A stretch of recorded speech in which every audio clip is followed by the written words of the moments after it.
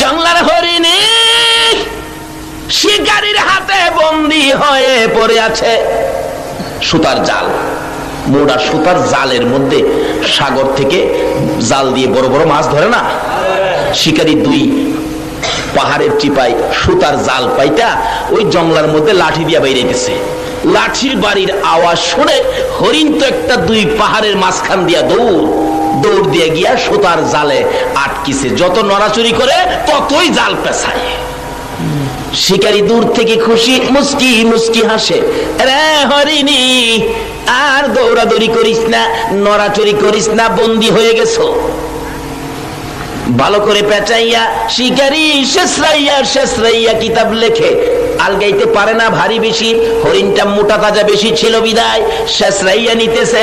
হরিণী শেষরাইয়া নিতে যাইয়া গো এই পাথরের কণাই লাইগা হরিণের সমস্ত চামড়াগুলো ছিলা রক্ত বাহির হইতেছে।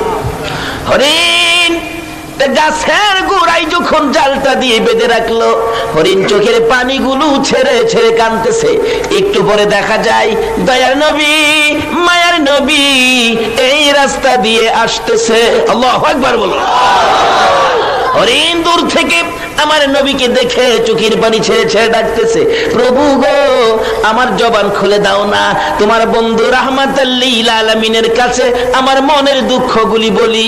আল্লাহ বলেন, জংলার হরিণ রে, আমার বন্ধুর সাথে কথা বলার জন্য জবান খুলতে চাইছস, যে নবীর উসিলায় এত কিছু করেছি, এই নবীর সাথে কথা বলবি, যা তোর জবান খুলে দিলাম।